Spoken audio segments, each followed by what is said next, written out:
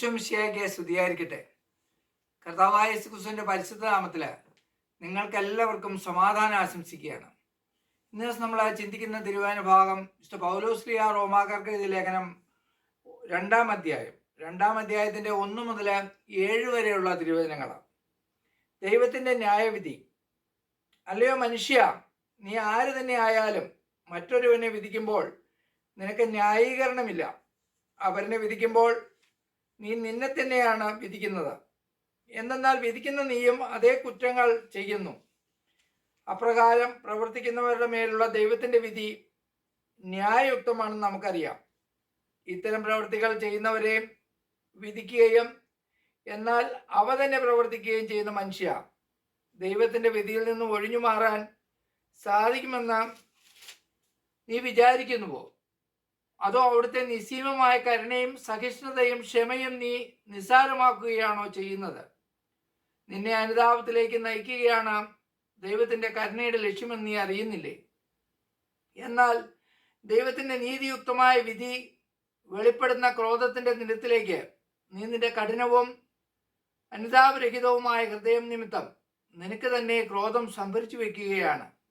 എന്തെന്നാൽ ഓരോരുത്തർക്കും താങ്കളുടെ പ്രവർത്തികൾക്കനുസരിച്ച് അവിടുന്ന് പ്രതിഫലം നൽകും. സൽക്കർമ്മങ്ങളിൽ സ്ഥിരതയോടെ നിന്ന് മഹത്വവും ബഹുമാനവും അക്ഷയത്വവും അന്വേഷിക്കുന്നവർക്ക് അവിടുന്ന് നിത്യജീവൻ പ്രദാനം ചെയ്യും. പ്രൈസ് ലോർഡ് സഹോദരങ്ങളെ.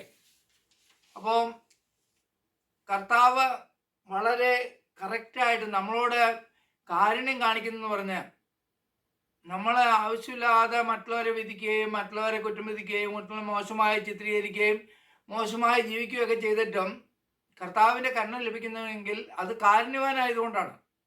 പക്ഷേ ആ നിത്യത നമുക്ക് ലഭിക്കണമെങ്കിൽ തീർച്ചയായിട്ടും നമ്മൾ നമ്മുടെ ജീവിതത്തെ വിശുദ്ധീകരിക്കണം. അല്ലാതെ കാര്യങ്ങൾ നടക്കില്ല.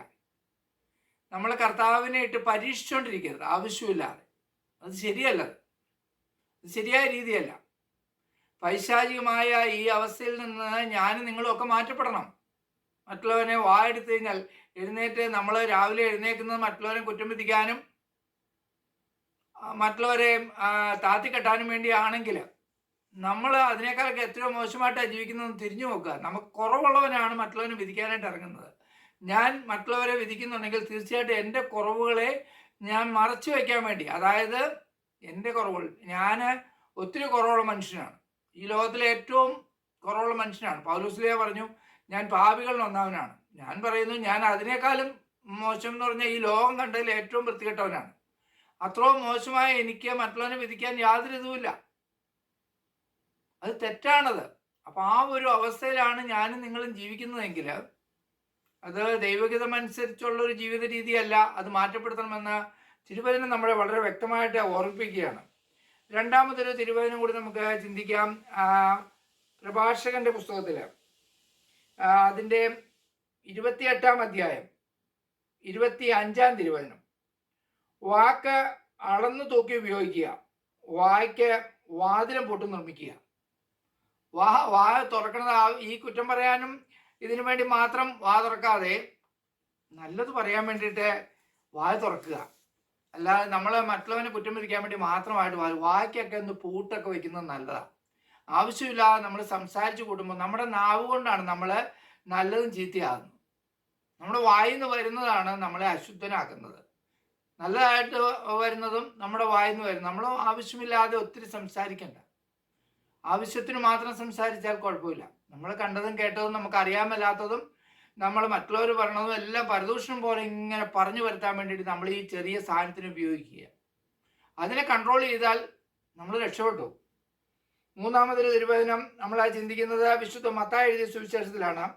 അതിൻ്റെ 12-ാം അധ്യായം 36 മുതൽ 37 വരെ തിരുവചനങ്ങൾ. ഞാൻ നിങ്ങളോട് പറയുന്നു, മനുഷ്യർ പറയുന്ന ഓരോ വ്യർത്ഥവാക്കിനും വിധി ദിനത്തിൽ കണക്ക് കൊടുക്കേണ്ടി വരും. നിന്റെ വാക്കുകളാൽ നീ നീതീകരിക്കപ്പെടും, നിന്റെ വാക്കുകളാൽ നീ കുറ്റം വിധിക്കപ്പെടുകയും ചെയ്യും. കണ്ടോ, നീതീകരിക്കുകയും ചെയ്യും, കുറ്റം വിധിക്കപ്പെടുകയും ചെയ്യും. അപ്പം നമ്മൾ ഏതവസ്ഥയിലാണ് എന്നുള്ളതിനെ കുറിച്ച് വളരെ വ്യക്തമായിട്ട് ചിന്തിക്കണം. കാരണം നമ്മുടെ നാവിനെ ഒന്ന് കൺട്രോൾ ചെയ്യാൻ തുടങ്ങിയാൽ നമ്മുടെ പല കുടുംബങ്ങളിലെയും പ്രശ്നങ്ങൾ തന്നെ തീരും. ഭാര്യ ഭർത്താക്കന്മാർ തമ്മിൽ തന്നെ ഈ പ്രശ്നങ്ങൾ എന്താ നോക്കിക്കഴിഞ്ഞാൽ ഒന്നും കാണില്ല. നിസ്സാര കാര്യങ്ങളുണ്ടാവുള്ളൂ. എന്തെങ്കിലും ഒരു സംസാരത്തിൽ വന്ന അപാകതയാണ്. അത് നമ്മൾ ഒരാളാണ് അതിനെ കൺട്രോൾ ചെയ്താൽ പ്രശ്നങ്ങൾ അവിടെ അവസാനിച്ചു. ഈ ഡൈവോഴ്സുകളെല്ലാം ഇത്രേ ഉള്ളൂ. ഡൈവോഴ്സിന് പോയിരിക്കുന്ന ഏതെങ്കിലും ഒരു കുടുംബത്തെ എടുത്തു വെച്ച് നോക്കുക. ചെകഞ്ഞ് നോക്കിക്കഴിഞ്ഞാൽ അതിനകത്ത് ഒരു കഴമ്പും കാണില്ല. ചിലതൊക്കെ കാണും, പക്ഷെ എന്നാൽ പോലും ഒരു വ്യക്തി ക്ഷമിക്കാൻ തയ്യാറായാൽ പ്രശ്നങ്ങൾ തീരും. ഈ രണ്ട് വ്യക്തികളും ക്രിസ്തുവിനെ അറിയില്ലാത്തത് കൊണ്ട് തന്നെയാണ്, ക്രിസ്തുവിൻ്റെ മാർഗം അറിയില്ലാത്തത് കൊണ്ട് തന്നെയാണ് അവർ കോടതിയെ സമീപിക്കുന്നതും ഡൈവോഴ്സിന് പോകുന്നതുമല്ല. ക്ഷമിക്കാൻ നമുക്ക് എത്രമാത്രം സാധിക്കുന്നുണ്ടോ അവിടെയെല്ലാം വിജയത്തിലെത്താൻ നമുക്ക് സാധിക്കും. യൂദാസ് എഴുതിയ ലേഖനത്തിൽ 9 മുതൽ 13 വരെയുള്ള തിരുവചനങ്ങൾ കൊണ്ട് നമുക്ക് ചിന്തിക്കാം.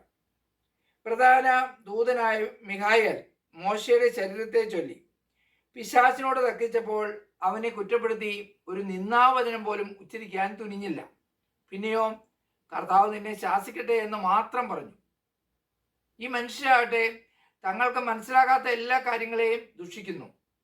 വിശേഷ ബുദ്ധിയില്ലാത്ത മൃഗങ്ങളെ പോലെ തങ്ങളുടെ ജന്മവാസന കൊണ്ട് മനസ്സിലാക്കുന്ന കാര്യങ്ങൾ വഴി അവർ മലിനരാവുകയും ചെയ്യുന്നു. അവർക്ക് ദുരിതം. എന്തുകൊണ്ടെന്നാൽ അവർ കായന്റെ മാർഗത്തിലൂടെ നടക്കുകയും ലാഭേച്ഛകൊണ്ട് ബാലാമിന്റെ തെറ്റിൽ ചെന്ന് വീഴുകയും കോറായയുടെ പ്രക്ഷോഭത്തിൽ നശിക്കുകയും ചെയ്യുന്നു. തങ്ങളുടെ കാര്യം മാത്രം നോക്കി നിർഭയം തിന്നുകുടിച്ചു മതിക്കുന്ന അവർ നിങ്ങളുടെ സ്നേഹവിരുന്നുകൾക്ക് കളങ്കമാണ്. അവർ കാറ്റിനാൽ തുരത്തപ്പെടുന്ന ജലശൂന്യമായ മേഘങ്ങളാണ്. ഉണങ്ങി കടപുഴകയും ഫലശൂന്യമായ ശരത്കാല വൃക്ഷം പോലെയാണ്. അവർ തങ്ങളുടെ തന്നെ ലജ്ജയുടെ നുരയുയർന്ന ഉന്മത്ത തരംഗങ്ങളാണ്. വഴിതെറ്റിപ്പോകുന്ന നക്ഷത്രങ്ങളാണ്. അവർക്ക് വേണ്ടി അന്ധകാര ഗർത്തങ്ങൾ എന്നേക്കും തയ്യാറാക്കപ്പെട്ടിരിക്കുന്നു. അപ്പൊ നിത്യനരകത്തിലേക്ക് പോകാൻ വേണ്ടി അവർ ഒരുങ്ങുകയാണെന്നാണ് തിരുവചനം നമ്മൾ വളരെ വ്യക്തമായി പറയുന്നത്. വിശുദ്ധ മിഖായേൽ മാലാഖ പോലും മോശയുടെ ശരീരത്തെ ചൊല്ലി പിശാചുമായിട്ട് ചെയ്തപ്പോൾ അവനോട് കൂടുതൽ സംസാരിക്കാൻ നിന്നില്ല. കർത്താവ് നിന്നെ ശാസിക്കട്ടെ എന്ന് മാത്രമേ പറഞ്ഞുള്ളൂ. പക്ഷെ നമ്മളൊക്കെ എന്താ പറയുന്നേ? ഇന്ന് തിരിഞ്ഞു നോക്കുന്നത് നല്ലതാ. നമുക്കൊരു വിശുദ്ധീകരണം നമ്മുടെ ജീവിതത്തിൽ ആവശ്യമാണ്. നമ്മുടെ നാവിനെ നമ്മൾ കൺട്രോൾ ചെയ്യാൻ തുടങ്ങിയാൽ നമ്മുടെ കുടുംബത്തിലെ 99% പ്രശ്നങ്ങളും അവസാനിക്കുകയാണ്. ദൈവം നിങ്ങളെല്ലാവരെയും സമൃദ്ധമായി അനുഗ്രഹിക്കട്ടെ. ആമേൻ.